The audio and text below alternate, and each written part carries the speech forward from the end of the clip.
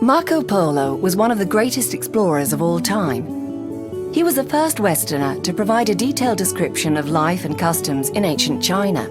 He was born in Venice on September 15th, 1254, to a rich merchant family of Dalmatian origins. His father Nicolò and uncle Matteo traveled extensively in the East.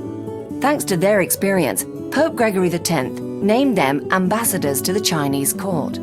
In 1271, ready to sail for China, the two men decided to take 17-year-old Marco with them. They wouldn't return for 25 years. The Polos crossed Armenia and Persia during their travels. They were among the first Europeans to climb the mountains of Pamir and cross the Gobi Desert. In 1275, the Polos reached Beijing, the capital of China. At the time, the Chinese Empire was ruled by the Tartars, a people of Mongol origin. The Mongolian ruler Kublai Khan sat on the Chinese throne. Khan was fascinated by his foreign guests and was particularly impressed by Marco Polo's intelligence.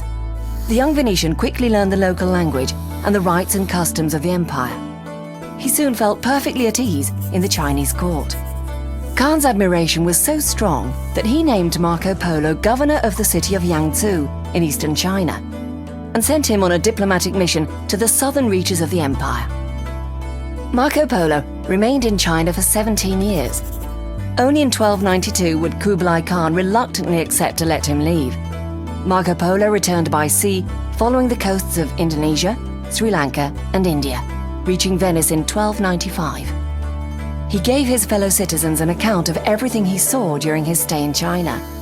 He told of gilded palaces, cities stretching 100 miles wide, and exotic animals like tigers and rhinos. The tales were so extraordinary that no one believed him. In 1298, Marco Polo took part in a battle between the forces of Venice and Genoa.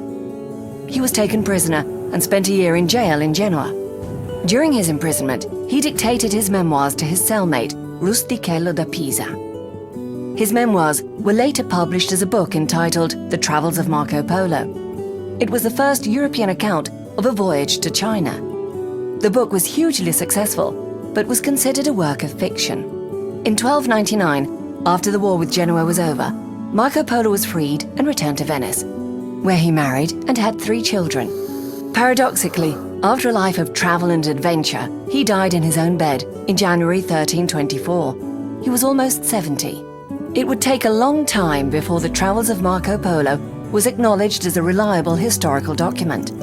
Nearly 200 years later, the book inspired the adventures of another great traveler, Christopher Columbus.